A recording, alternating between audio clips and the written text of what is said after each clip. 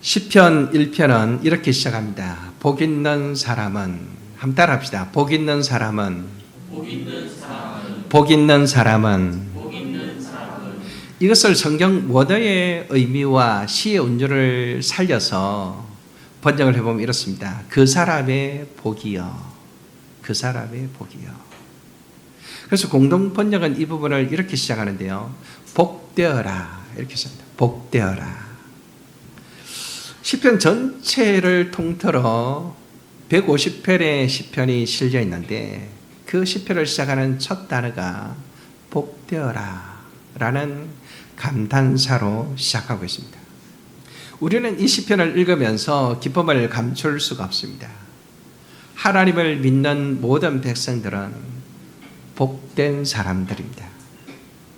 하나님을 알고 하나님을 찬송하는 시편에서 복 있는 사람은 으로 시작하는 것은 기독교가 무엇인지를 잘 보여줍니다. 하나님께서 인간에게 무엇을 원하시는지, 무엇을 기대하고 계시는지 잘 드러내 보여줍니다. 하나님은 우리 모두가 복되기를 바랍니다. 하나님은 우리 모두가 슬픔과 고통 중에 살기를 원치 않습니다. 하나님은 우리 모두가 희락 가운데 살기를 원하십니다. 여기 복이라는 단어가 히브리어로 두 가지가 나옵니다. 여러분 두 가지 단어를 기억하시면 좋겠어요. 하나는 바라크이고 하나는 아슈아르입니다. 한번 따라합시다. 바라크. 하나는 아슈아르입니다. 그 중에 바라크를 지금 말하고 아슈아르는 마지막에 말하겠습니다. 바라크는 일반적으로 사용되는 축복이라는 단어가 이 바라크입니다. 성경에 약 415회 정도 나옵니다. 많이 나오죠. 인간의 선행과 상관없이 창조주 하나님께서 자신의 긍휼과 자비로 인간에게 내려주시는 복이 바라크입니다. 그죠? 일반적으로 모든 사람들이 비를 맞습니다. 비의 혜택을 누리고 모든 사람이 공기를 마시고 모든 사람이 햇빛을 쬐입을 받습니다. 그죠? 지구가 정상적으로 늘 돌아갑니다. 이게 다 바라크겠죠.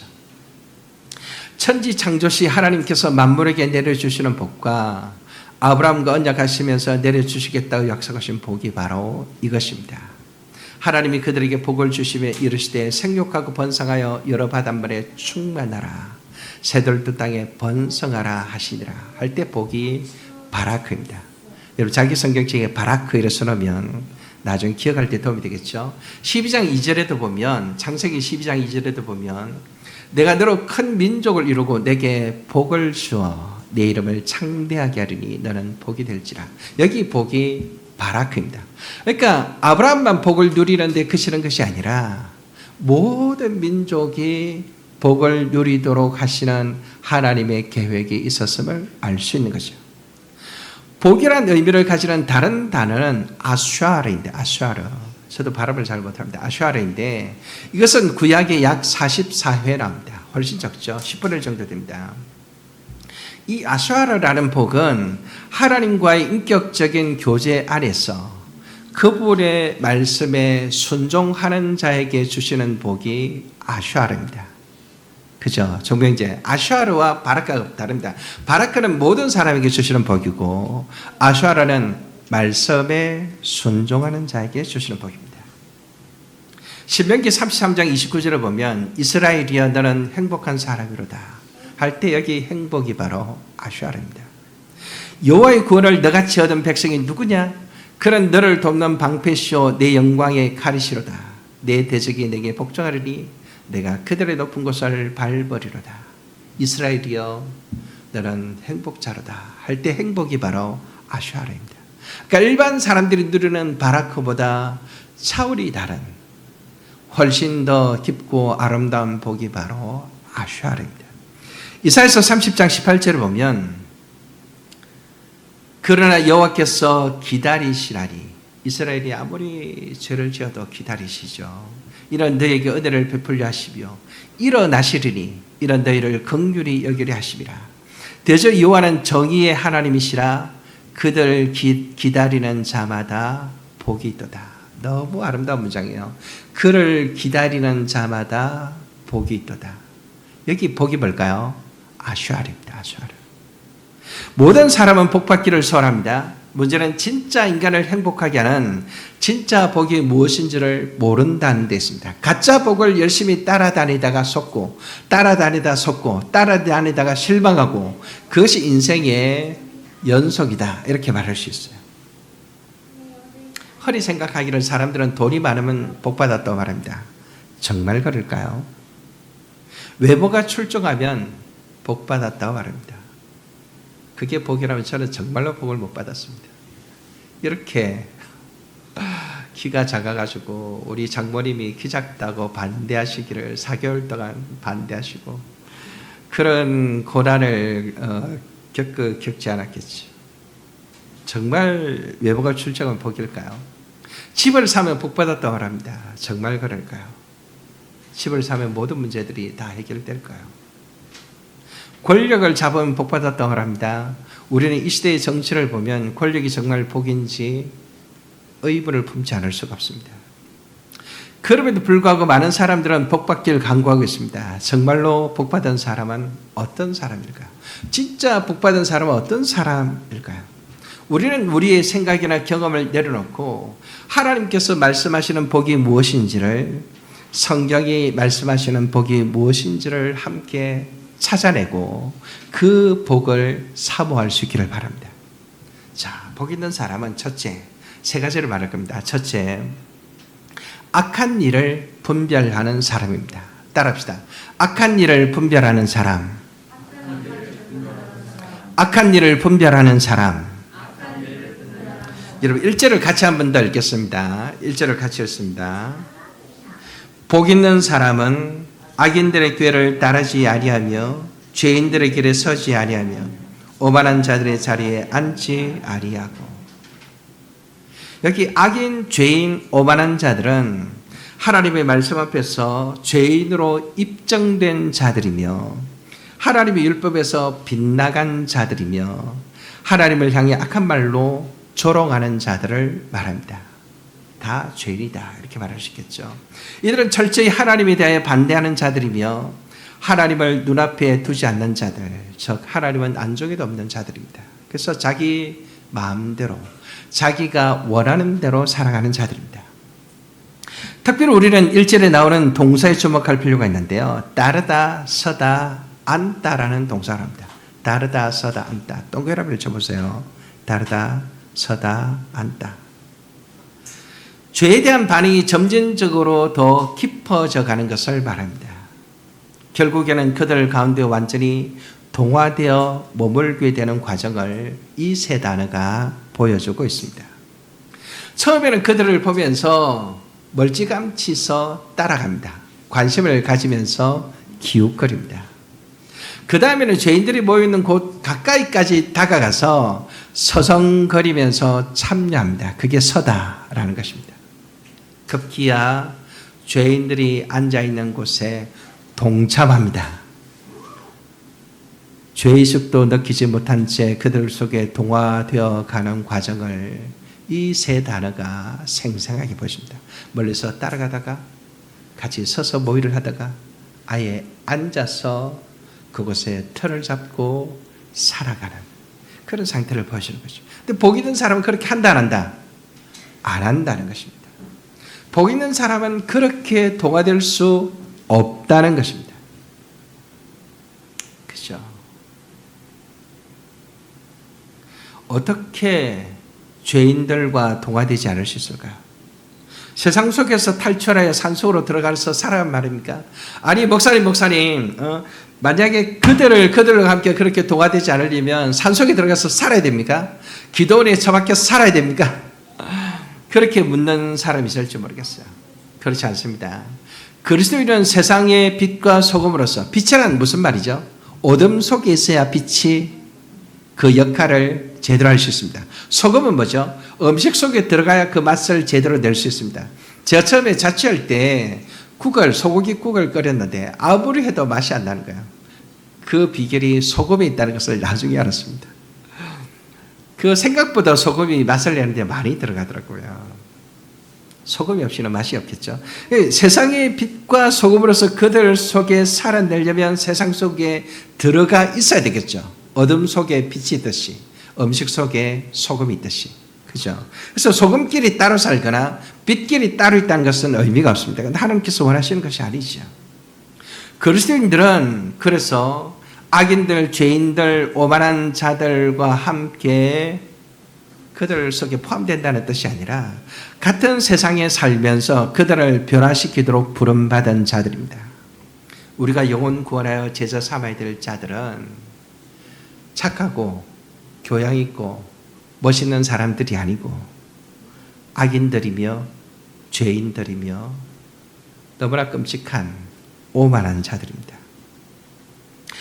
목사님 그것은 불가능합니다 라고 항변할지 모르겠어요. 물론 힘들고 어렵다는 것을 저도 잘 압니다. 문제는 힘들다는 환경이 아니라 어떻게 할 것인가, 어떻게 대처할 것인가, 이게 중요하겠죠. 그래서 우리는 두 번째 구절에 주목하지 않을 수 없습니다. 이절을 보면서 그래 그들과 동화되어서는 안 되는구나 라는 생각을 하는데 어떻게 동화되지 않을 수가 있지? 어떻게 그들의 영향을 안 받을 수가 있지? 라는 생각을 하면서 2절을 읽게 되는 거예요. 그죠? 2절을 보시겠습니다. 같이 읽습니다. 오직 여호와의 율법을 즐거워하여 그의 율법을 주야로 묵상하는도다. 여기 주어가 앞에 나오죠. 그래서 복 있는 사람은 이라는 주어가 2절에 연결되는 거죠. 복 있는 사람은 오직 여호와의 법을 즐거워하여 그의 율법을 주야로 묵상하는도다. 이런 의미겠죠. 그래서 두 번째로 복 있는 사람의 특징은 주의 말씀과 동행하는 사람입니다. 따라합시다. 말씀과 동행하는 사람. 말씀과 동행하는 사람. 복 있는 사람 첫 번째는 뭐라고 그랬죠? 악한 일을 분별하는 사람이고요. 둘째는 말씀과 동행하는 사람입니다. 어떻게 동행합니까? 즐거워하며 묵상하며 동행합니다. 무엇을 그렇게 즐거워합니까? 율법을 즐거워합니다. 무엇을 묵상합니까? 율법을 묵상합니다. 율법이 뭘까요? 좁게는 모세오경인 토라를 의미하고 넓게는 성경 전체를 의미합니다. 오늘 우리에게는 성경 전체를 말하겠죠. 토라에는 613개의 명령이 나오는데 여러분 이런 건 상식이니까 기억하면 좋습니다. 613개의 명령이 나오는데 뭐뭐 하라 하는 명령은 248입니다. 2 곱하기 2 곱하기 2입니다. 248. 기억하기 좋지. 그다음에 하지 말라는 명령은 365일, 365개입니다. 하라는 명령은 248개. 하지 말라는 명령은 365개가 나옵니다. 이 토라만 놓고 보면 이 많은 명령을 생각할 때 우리는 이런 의문을 가질 수가 없습니다. 아니 이런 명령을 다 듣고 기억하고 순종하려면 그게 즐거울 수 있습니까? 어떻게 그게 즐거울 수 있다는 말입니까? 율법 전체 하나님의 교훈으로서 성경 전체를 생각하면 우리의 마음은 훨씬 더 복잡해집니다. 성경을 즐거워하는 일이 가능한가?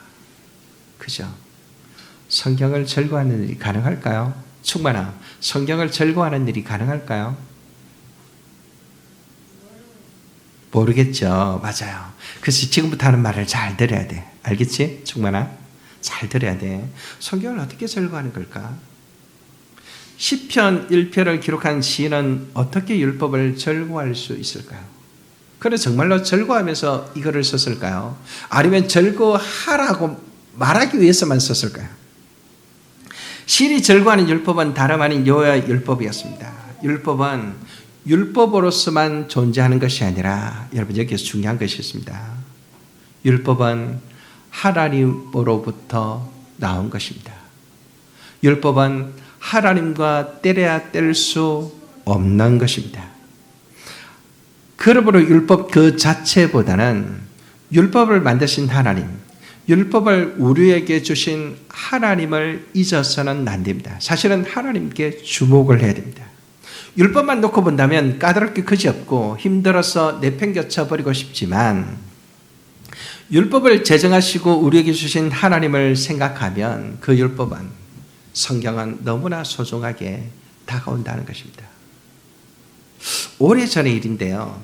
제가 그 샘물교에 있을 때 청년 부부 모임을 섬겼습니다. 저는 주로 청년들이나 청년 부부 모임 이렇게 신혼 부부들을 섬겼는데요. 그 부부 중에 이제 조금 나이가 많은 친구들이 청년 부부 모임이었는데 거기에 소은이라는 딸아이가 한 명 있었어요. 딱 소망이 많은 애였어요. 소망이 많은 애였는데 이 소은이가 너무너무 예뻐서 제가 애한테 좀 이렇게 잘 보이려고 막 나름 애를 많이 썼는데 친해지지가 않는 거예요. 그러다가 아이가 예배 시간에 설교 시간에 가만히 앉아서 이제 우리 보통 가만히 앉게 하니까 그림을 막 그렸어요. 얼굴을 그리고 뭐 이리저리 해가지고 뭐 희한하게 그렸죠. 그려가지고 그 종이를 가지고 있기에 제가 소원이를 꼬셔가지고 그 색종이를 얻었어요. 얻어가지고 무심코 주머니에 넣어뒀다가 집에서 그 종이를 발견하고는 지갑에 잘 접어서 지갑에 넣었습니다. 지갑에 넣으면 잃어버리지 않잖아요. 약 한 달이 지난 뒤에 문득 그 메모지가 생각나서 그 종이를 꺼내가지고 소은이한테 보여줬어요. 소은이가 그것을 가만히 보더니 얼굴이 조금 빨개지면서 제게 뭐라 했는지 아세요? 목사님, 소은이 좋아하지요? 이러더라고. 소은이가 내한테 목사님, 소은이 좋아하지요? 이러는 거예요. 자기가 쓴 글, 자기가 쓴 낙서가 적힌 그 종이를 내가 가지고 있는 것을 보고는 그 아이가 어떻게 해석을 했다고요? 목사님이 자기를 좋아한다는 거예요. 그래서 제가 그 말을 듣고 어떻게 반응할게요? 맞아, 소은아, 내가 너를 얼마나 좋아하는데, 내가 너를 얼마나 너를 좋아하니까 내가 이걸 가지고 있었잖아. 내가 맨날 볼 거야. 막 이랬어요. 그랬더니 얘가 막 얼굴 빨개지더니 막 쫓아서 엄마한테 도망을 가는 거예요. 무심코 버릴 수 있는 낙서 종이 쪽지 하나도 그것을 간직하고 있는 것을 보게 되면 상대방이 그 사람을 나를 좋아하는구나라고 느끼는 것입니다. 그죠? 아무것도 아닌 낙서 종이 한 장도 사랑하는 마음이 없으면, 사랑하는 마음이 있으면, 또 사랑하는 마음으로 가지고 있으면, 간직하면, 그것을 읽으면 사랑한다라는 것을 느끼는 것입니다. 그 종이 쪽지 하나로 그 무엇으로도 형언하기 어려운 사랑의 진한 마음이 오감을 경험했습니다. 사람의 손길이 남아있다는 것만으로도 절로 미소가 떠오르고 행복하고 즐거워지는 것입니다. 도무지 사람 같지 않다고 생각되는 어떤 사람이 어느 날 저에게 선물을 가지고 왔다. 여러분, 그 선물을 받을 수 있겠습니까? 편지를 써가지고 왔다. 그 편지가 즐겁겠습니까? 즐거울 수가 없겠죠. 선물도 받을 수가 없겠죠. 그러나 사랑하는 사람이 나에게 편지를 주고 선물을 주면 그 선물이 비록 보잘것없는 것이라 할지라도, 그 글이 맞춰법이 다 틀렸다 할지라도 너무나 즐거운 마음으로 그것을 받겠죠. 시편 1편을 저술한 시인에게 율법은 율법으로서만 존재했던 것이 아니라 그 율법을 주신 하나님으로서 존재했던 것입니다. 그죠? 하나님을 알고 하나님을 생각하고 하나님에 대한 사랑이 있기 때문에 그 율법이 경직된 그 무엇이 아니라 사랑의 손길, 사랑의 마음, 사랑의 표시라는 것으로, 그런 것으로 자기에게 가득히 다가온 것이. 그래서 율법을 읽을 때마다 즐거워하지 않을 수가 없는 것입니다. 그죠? 여러분, 옛날에 연애하시면서 편지를 주고받은 기억들이 아마 있을 거예요. 저희 집사람하고 저하고도 대구와 진해에 살았기 때문에 떨어져 있었죠. 버스를 타고 그 당시 1시간 반 갔나 2시간 정도 갔던 것 같아요. 그렇게 떨어져 있으니까 전화는 너무 비싸가지고 전화는 잘 못하고 시외전화비 그 당시에 엄청 나왔잖아요. 그리고 이제 그래서 편지를 주로 주고받죠. 그러면 한 번씩 편지를 보는 것이 얼마나 기쁘고 좋은지 모릅니다. 그때 편지 다는 안 가지고 몇 장은 제가 가지고 있는데 한 번씩 보면 유치찰나락이 짝이 없습니다. 그런데 그 당시에는 그게 너무 소중했고 너무 아름답고 너무 즐거웠죠. 왜 그럴까요? 그 사람이 좋으면 그가 쓴 글이 너무 좋은 것입니다. 그 사람이 싫으면 그가 아무리 명문장으로 내게 글을 보내도 집어 던져버리고 싶은 것입니다. 그렇죠? 그러니까 율법이 즐거워지려면 뭐가 중요한 거죠? 하나님이 나를 얼마나 사랑하시는지를 알아야 되겠죠. 하나님이 우리를 어떻게 사랑하셨습니까? 하나님께서는 독생자 예수 그리스도를 우리에게 보내셨습니다. 예수님을 보내셔서 우리를 대신하여 십자가에서 하나님의 저주를 받게 하셨습니다. 우리의 죄값을 치르게 하셨습니다. 우리의 죄값을 치르기 위해서 십자가에서 살을 찢으시고 십자가에서 피를 흘리시고 그 영원한 생명을 가지신 그분이 인간의 몸을 입고 죽음을 경험하셨습니다. 지옥으로 내려갔다가 올라오셨습니다. 그 모든 죄값을 지불하심으로써 우리에게 의의 옷을 입혀주시고 하나님의 영광스러운 자녀로 삼아주셨습니다. 그 하나님의 사랑을 우리가 안다면 그분이 우리에게 주신 글이 어떻게 즐겁지 않을 수가 있겠습니까? 어떻게 궁금하지 않을 수가 있겠습니까? 그죠? 제가 세례를 줬던 50대 중반의 한 남자분은 매일 큐티를 그렇게 열심히 하는 거예요. 내가 왜 큐티를 그렇게 열심히 했냐, 정말 대단하다 이랬더니 그분이 했던 말을 제가 잊을 수가 없습니다. 목사님, 저는 아침에 눈을 뜨면 하나님께서 내게 무슨 말씀을 하실지 궁금해요. 궁금하다는 거예요. 하나님이 내게 뭔가 하실 말씀이 있을 텐데 그게 궁금해서 미치겠다는 거예요. 그러니까 아침에 눈을 뜨면 성경을 펼치게 된다는 거예요. 그렇죠? 말씀이 즐거운 거지. 가만히 생각해 보십시오.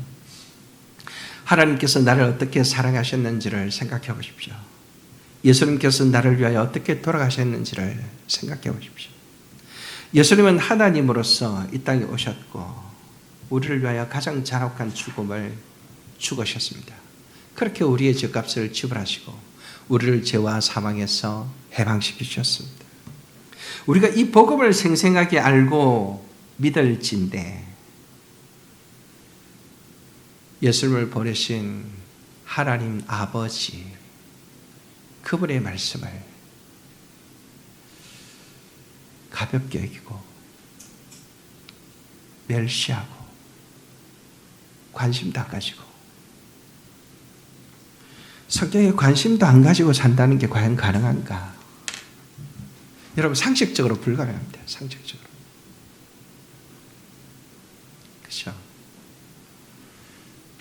제가 이런 이야기를 어느 교회 예배에서 설교를 했더니 그때 아마 설교를 하고 마칠 때 마치러서 한 권사님이 손을 들고 제게 이런 이야기를 하더라고요. 목사님 매일 성경을 읽지 않는 것은 보통 문제가 아니네요. 이러더라고요. 매일 성경을 읽지 않는다는 사실은 보통 문제가 아니네요. 이러더라고요. 맞아요. 여러분 보통 문제가 아니에요. 성경을 안 읽는다는 것은 읽어도 되고 안 읽어도 되고 이런 차원이 아니에요. 가만히 생각해 보면 복 있는 사람은 여호와의 율법을 즐거워한다니까요. 복 있는 사람은 여호와의 율법을 즐거워하지 않을 수가 없다니까요. 그렇죠? 궁금하지 않을 수가 없다니까요. 그냥 성경을 하루에 몇 장 읽었다는 공로를 쌓는 것이 아니고 그 말씀에 담겨져 있는 내용, 그 말씀에 담겨져 있는 사랑, 그 말씀에 담겨져 있는 지혜, 그 말씀에 담겨져 있는 돌파구, 그죠? 지금의 나의 어려움을 해결할 수 있는 그런 하나님의 놀라운 능력, 그런 것들이 궁금하지 않을 수가 없는 것이죠. 그렇죠? 그래서 즐거워하는 거예요. 그렇게 우리가 말씀을 읽으면 하늘에 계신 하나님께서 우리에게 뭐라고 하겠어요? 뭐라고 하시겠어요? 아름아, 니 내 좋아하지? 이러지 않겠어요? 원철아, 니 내 좋아하지? 그렇죠? 정민아, 니 내 좋아하지? 이러지 않겠어요? 우리가 하나님으로부터 그런 말 좀 들으면서 살아야 되지 않겠어요? 네가 맨날 나를 좋아한다, 내게 영광을 돌린다, 나를 찬송한다 말은 하는데 너 하는 꼴을 보니까 내가 너의 말 못 믿겠다 라고 말씀하시기를 바라세요. 아니면 네 내 좋아하지 라는 말씀을 속삭이듯이 말씀하시는 그런 말을 듣기를 원하세요. 그렇죠? 매일같이 큐티하고 또 맥세인 성경 지표를 따라 성경을 골고루 읽는 일이 얼마나 복되고 귀한 일인지 모릅니다. 여러분 힘들지만 그게 영적인 싸움의 최전선입니다. 최전선. 성경을 읽고 안 읽고가 영적인 싸움의 최전선입니다. 왜냐하면 그걸 사단이 가장 싫어하기 때문에 어떤 수를 쓰더라도 성경을 못 읽게 하는 것이죠. 큐티 안 하게 하는 거죠. 그러면 어떻게 되죠? 점점 하나님으로부터는 멀어지고 헛되이 하나님께 예배하면서 하나님께로부터 점점 상관없는 자가 되어가는 것이죠.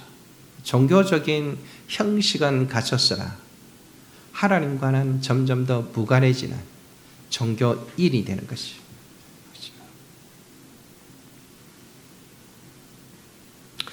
우리가 십자가의 복음을 분명히 알고 있으면서도 성경이 즐거워지지 않는다면 사탄의 방해 때문입니다. 그럼 어떻게 될까요? 기도해야 됩니다.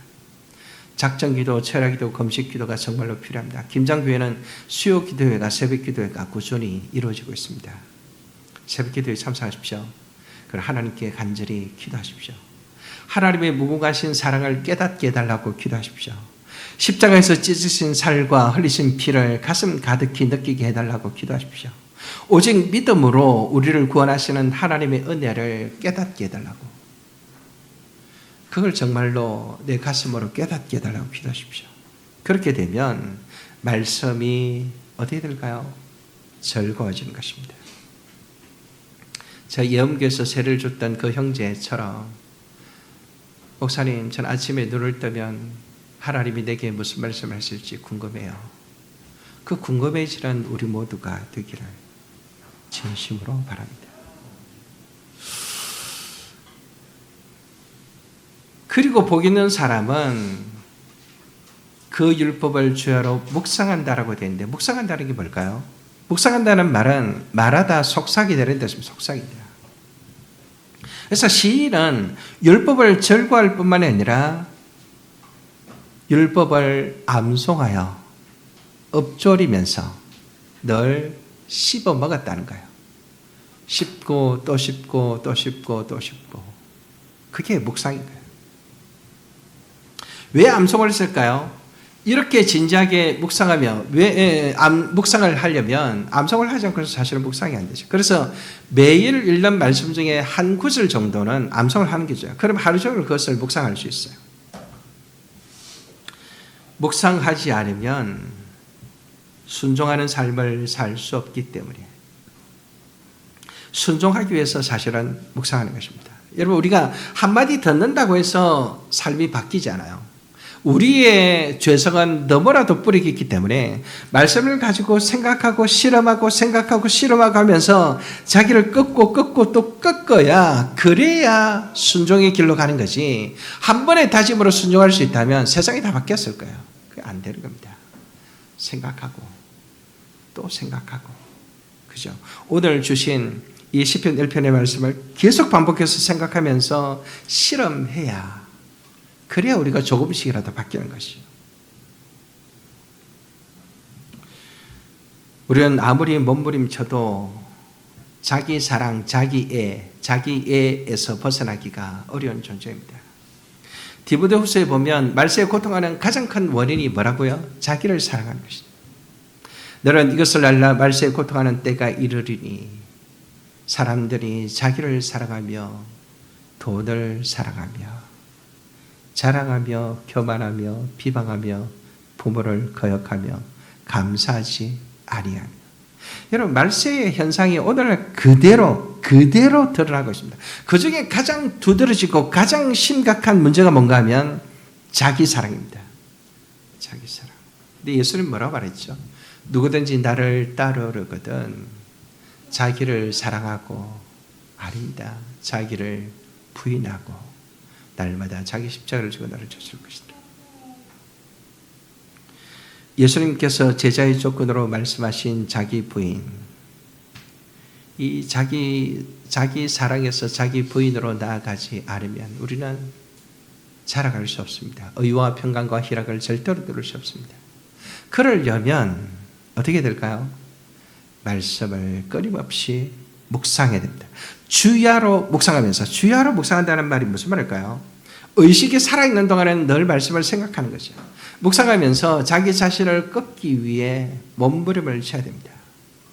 몸부림을 치지 않으면 자기를 십자가에 못 박기 위해서, 자기를 죽이기 위해서, 자기를 꺾기 위해서 몸부림 치지 않으면 하나님의 백성으로 한 걸음 더 자라갈 수 없습니다.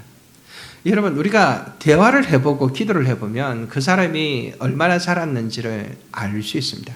근데 교회를 다녀보면 10년이 지나고 20년이 지나도 자라지 않는 사람들이 허다합니다. 왜 그럴까요? 말씀을 묵상하지 않기 때문입니다. 말씀을 묵상하면서 자기 자신을 꺾으려고 몸부림치지 않으니까 자라지 않는 것이죠. 맨날 똑같은 말하고 똑같은 생각하고 똑같은 세계관으로 세상 속에 쩔어서 살아가는 것이죠. 그러니까 교회에 주일날만 와서 형식적으로 예배드리고 그렇게 사는 거죠. 죄인인 우리는 교양이나 착함으로 우리 속에 있는 죄를 극복할 수 없습니다. 자기 중심성을 극복할 수 없습니다. 오직 하나님의 말씀만이 이기게 합니다. 오직 하나님의 말씀만이 승리하게 합니다. 말씀을 주야로 묵상하는 것이 얼마나 중요한지 요수아 1장 8절에 하나님께서 모세를 이어 이스라엘의 지도자가 된 요수아에게 뭐라 말합니까?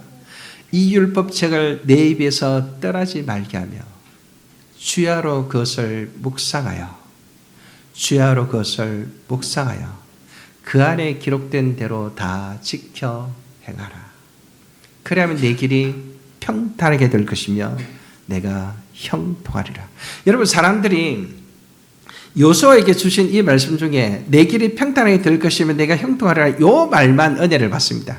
근데 그 앞에 주야로 묵상하며 다 지켜 행하라 라는 말은 가볍게 취급합니다. 가볍게.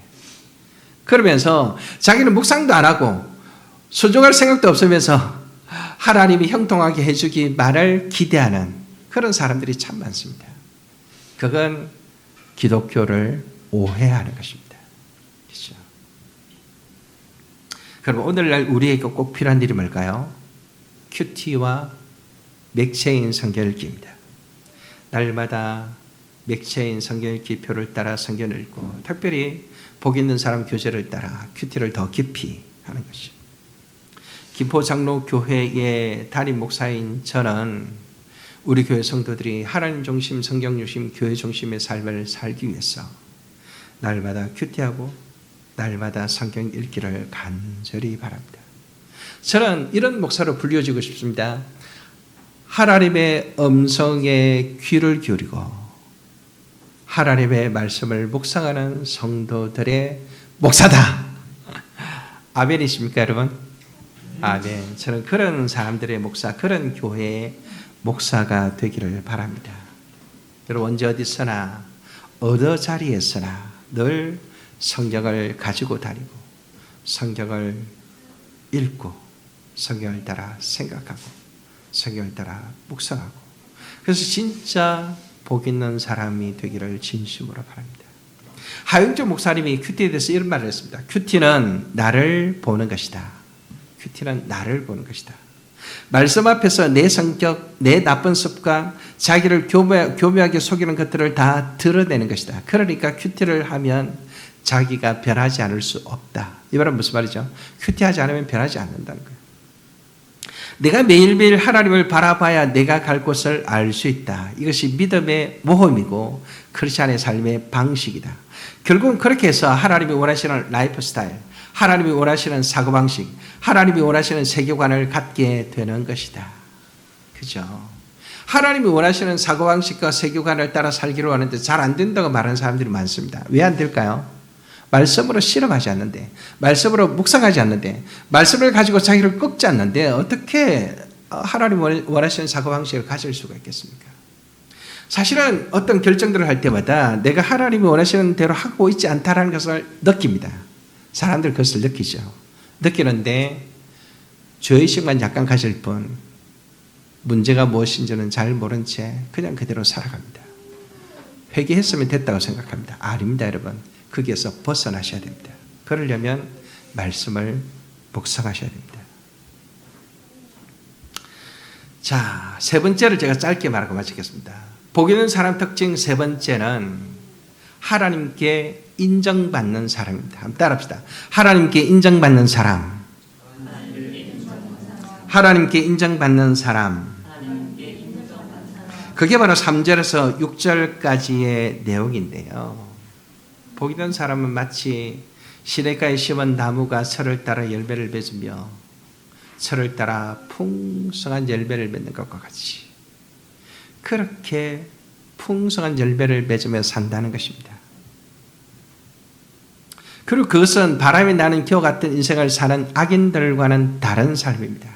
결국 심판받아 망하고 말 악인과는 전혀 다른 미래가 약속된 삶입니다.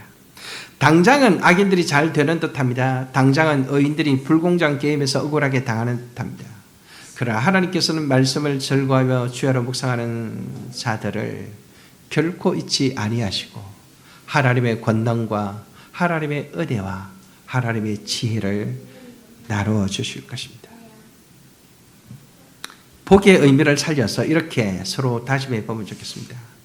말씀을 절거하며 삽시다. 한번 따라합시다. 말씀을 절거하며 삽시다. 주야로 말씀을 묵상하며 삽시다.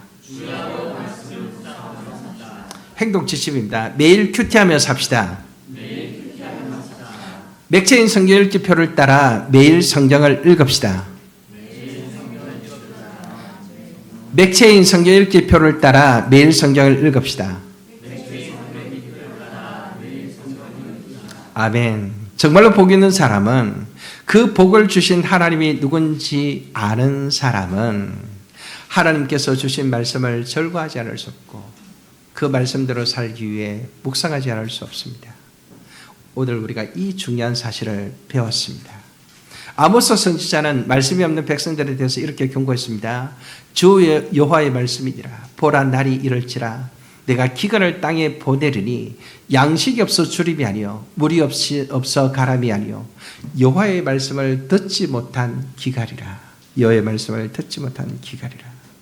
사랑하는 성도 여러분, 우리는 분명히 예수 그리스도 안에서 바라크의 축복을 받은 성도들입니다. 그렇다면 말씀을 절거하고 주야로 묵상하는 가운데 말씀에 순종함으로 아수아르의 축복을 누릴 수 있기를 바랍니다. 바라크의 축복을 넘어서 아수아르의 축복을 누리는 하나님의 백성들이 다 되시기를 바랍니다. 말씀 중심의 교제를 통해서 하나님께서 기뻐하시는 교회를 함께 만들어 봅시다. 정말로 세상과 다른 문화, 세상과 다른 사랑, 세상과 다른 어떤 예배가 이곳에서 살아 역동하는 것을 우리가 함께 누리며 살아갑시다. 이를 위해서 우리에게 주어진 이 말씀을 날마다 절거하고 주야로 묵상하면서 그렇게 살아가는 주의 백성들 되시기를 사비 하나님의 이름으로 축복합니다. 아멘.